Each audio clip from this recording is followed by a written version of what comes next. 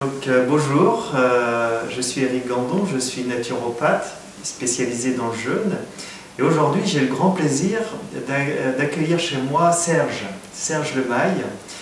Serge va nous raconter son histoire parce que Serge a eu un cancer de la vessie, et la prostate commençait également à avoir du cancer, quelques cellules cancéreuses étaient dans la prostate. Et Serge va nous expliquer comment il s'est soigné à travers le jeûne, avec le jeûne, comment il a pu retrouver une vessie en bonne santé. Je suis Serge Lemaille, comme vient de le dire Éric, et puis maintenant je suis à la retraite depuis 3 ans. Et avant j'avais une activité tout à fait simple, c'est-à-dire je travaillais dans une banque.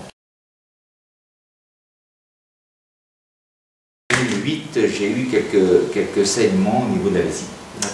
Je suis allé voir un médecin qui n'avait rien trouvé. Et ces saignements sont revenus en 2000. C'était des saignements que tu voyais dans les urines, c'est ça? Dans les urines. C'était vraiment très clair. Là, on voyait du sang dans les urines. C'était pas de l'hématurie, des choses qu'on ne voit pas, quoi, mais qui se détectent par les examens. Là, on voyait bien.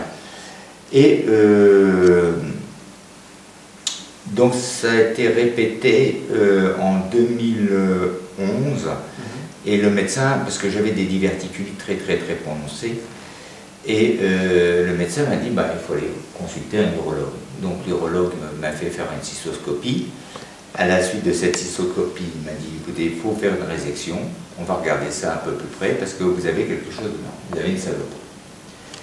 Donc j'ai fait cette résection, c'est-à-dire qu'on vous coupe et on enlève un peu de chair de la vessie pour l'examiner, et c'est aperçu que j'avais un carcinome.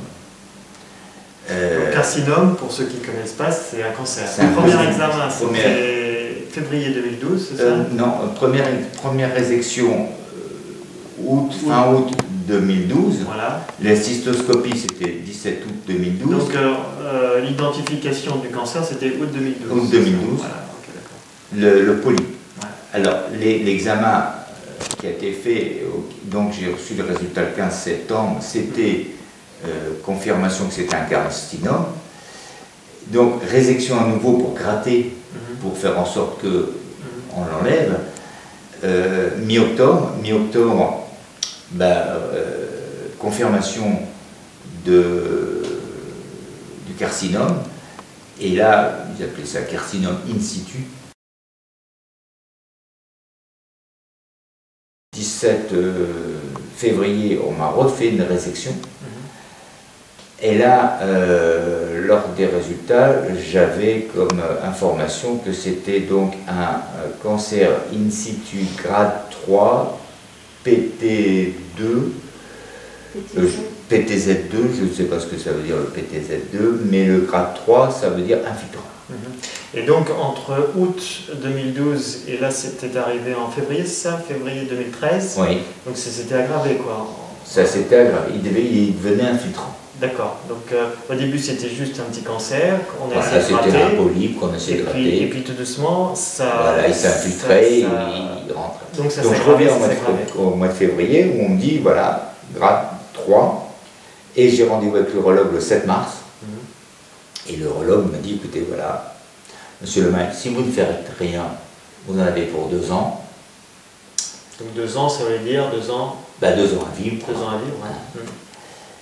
Moi, je vous conseille de faire l'ablation de la vessie, bien sûr de la prostate, parce que dans ces cas-là, on fait l'ablation des deux. Et je lui ai dit, je suis guéri. Il m'a dit, non, là, c'est 60-40. Ah. Et Michel, 60% de réussite, 40% de risque. J'ai réfléchi. Le 7, enfin j'en ai pas parlé autour de moi, ma femme ne le savait pas. Le 7 mars, le 9 mars, nous fêtions bien d'ailleurs, les 70 ans d'Inami, et donc comme si inconsciemment je voulais vraiment bien enterrer tout ce que j'aimais bien, c'est-à-dire l'alcool, les cigares, enfin non, je ne fumais plus déjà, l'alcool. Et donc, et le 11 mars, Je m'en souviendrai de cette date parce que c'est le jour où on a eu cette fameuse tempête de neige en Normandie, ce fameux blizzard.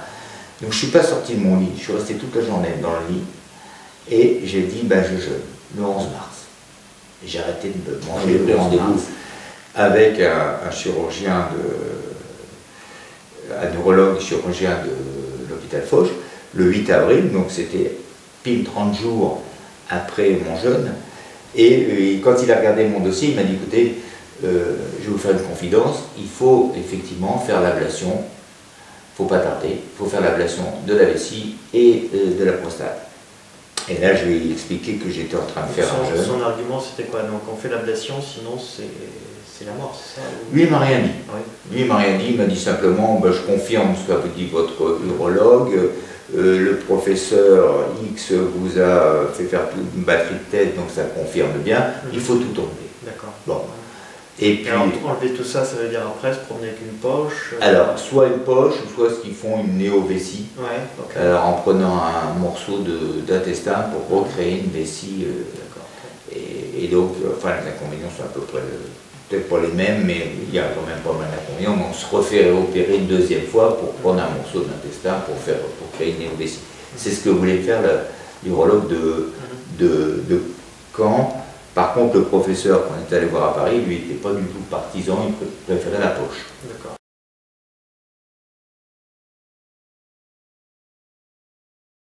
Pour faire la réduction. Et toi, intérieurement, comment tu te sentais? C'est-à-dire, est-ce que tu te sentais entre j'arrête le jeûne, je continue le jeûne, est-ce que tu t'es posé des questions, c'est-à-dire sur est-ce que ça va marcher pour moi? Comment tu te sentais, même par rapport à ton environnement? C'est-à-dire, est-ce que les gens autour de toi n'étaient pas en train de te dire mais c'est fou ce que tu fais? Alors, ça a été mitigé. Ouais. Alors, il y a beaucoup de questions. Alors, d'abord, je vais dire que je me sentais hyper bien. Dans ton corps ou dans ta tête? Dans les deux. Dans les deux, ouais. Ah ouais. Je pense que le jeûne, c'est pas facile de dire que j'arrête de manger. C'est pas facile parce que, on s'aperçoit vite fait qu'en réalité, quand on écoute son corps, que le corps n'a pas besoin de manger. S'il veut un repos. Nous, on va travailler. J'ai travaillé pendant 43 ans, j'étais content le week-end d'avoir mon samedi, mon dimanche. Et je me dis que mon corps, il a besoin aussi d'avoir son samedi, son dimanche. C'est pas mal ça. Donc je l'ai mis au repos. Lui, il me disait qu'il n'avait pas besoin de manger. Donc il faisait des nettoyages, j'avais mal au foie, j'avais mal au ventre, j'avais mal partout, j'avais mal à la tête. Alors on est pour les lavements, on est contre les lavements, qu'importe. Mais il y a quelques petits soucis au départ, mais qui sont mineurs, qui se gèrent très facilement. Le pire, c'est là. C'est-à-dire que quand on voit dans la publicité à McDo qu'on n'y va pratiquement jamais dans l'année, ça donne envie. Quand on voit même une boîte on en parlait hier, on voyait une boîte de cassoulet, je n'en mange pas en boîte, mais ça donne envie. Donc c'est ça, et il faut s'occuper en permanence. Mais alors, on est bien, on a une énergie qui est décuplée, qui est multipliée, moi je dirais par 10, par 20.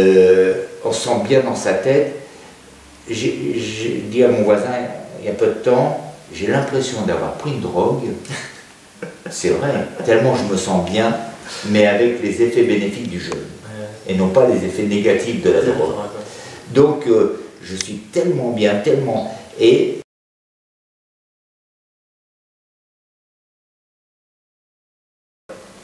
c'est que je me disais, tire à la selle. Et chose curieuse, quand j'ai fait le jeûne, j'ai commencé le lundi, le mardi je suis allé à la selle forcément, et le jeudi. Et puis après, comme j'avais des petits maux de tête, je me suis dit, je vais me faire un lavement. Donc j'ai fait un lavement, donc logiquement je n'avais plus rien. Et le 50e jour, 51e, je ne sais plus trop, on va dire le 51e, je me lève et j'ai envie d'aller à la selle. Et je vais aux toilettes normalement, comme si j'avais mangé la veille. C'est vraiment normalement. Le 52e, pareil, normalement, comme si j'avais mangé la veille. J'en revenais pas, je dis c'est pas possible. Et le 53e jour, pareil. Donc je me suis dit, c'est bon, à mon avis, c'est le signal pour sortir.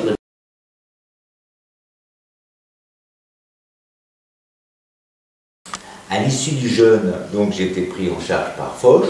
Donc le jeune médecin m'a dit, écoutez, on va vous laisser le temps de sortir de votre jeûne. Donc je l'ai recontacté puisque je suis sorti le 1er mai de mon jeûne, mais le temps de sortie continue un peu. J'ai recontacté pour qu'on prenne rendez-vous pour faire une résection le 31 mai. Et ils m'ont fait la résection.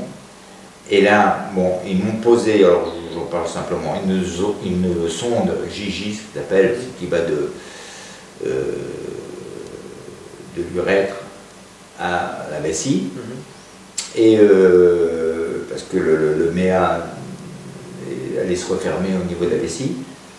Et c'est là qu'apparemment était la zone cancéreuse. Et puis, et donc, ils m'ont posé cette sonde le 31 mai et ils m'ont gratté. Mais ils ne m'ont pas gratté beaucoup parce qu'il n'y avait pas grand chose. Et puis j'avais les résultats le 17 juin. Et le 17 juin, quand je suis allé voir le médecin, il m'a d'abord parlé des inconvénients de la sonde, il m'a demandé si j'en souffrais. Et puis je voyais rien venir. Moi j'étais venu pour savoir, pour le résultat de la biopsie, parce que c'est en quelque sorte le grattage, c'est une biopsie. Et puis j'attendais, et puis il m'a dit au fait, on a reçu les résultats des examens. J'ai dit oui, alors? Bon ben vous n'avez rien. Ah, comment ça? Non, non, vous n'avez rien. Alors j'ai dit ça veut dire que mon jeûne a fonctionné. Le 17 juin, il m'annonce que j'ai rien. Le 3 juillet, on reprend rendez-vous pour enlever la sonde Gigi. Donc on enlève la sonde et en même temps il fait un tour de la vessie. Et là, il n'y a rien. Il me redonne rendez-vous, je prends rendez-vous le 17 octobre pour faire à nouveau une cystoscopie. 6 mois après, pour voir s'il n'y a pas... 3 mois après, pour voir s'il n'y avait pas une récidive. Et donc, le 17 octobre, ben, j'avais rien. Le 17 octobre 2013. J'ai le compte rendu, dit que vessie normale, méa normal, tout est bon. Donc rémission. Donc rémission. Voilà. Et donc, rendez-vous dans 6 mois, donc au mois d'avril, où on peut refaire.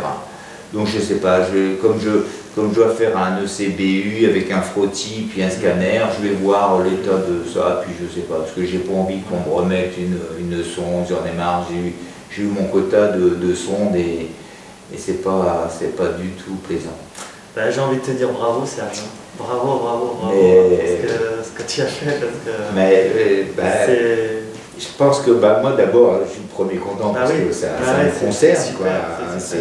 C'est vraiment, je trouve que c'est magnifique parce que le corps a des qualités, je sais pas comment dire, à soupçonner parce que il nous met en place une machine, il nous pardonne nos erreurs en quelque sorte. Bon ben je sais pas si on a le droit de trinquer. La tienne, content de t'avoir retrouvé. En sortie de jeûne, tu nous as offert un beau jus de carotte, gingembre, persil, ciboulette et pourpier. Ouais, c'est magnifique. Je sais pas si on voit de la caméra là, mais c'est magnifique. Hein. Voilà. Bon ben alors à votre santé, à tous. Ouais.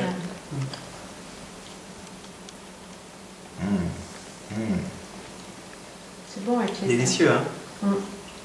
Délicieux.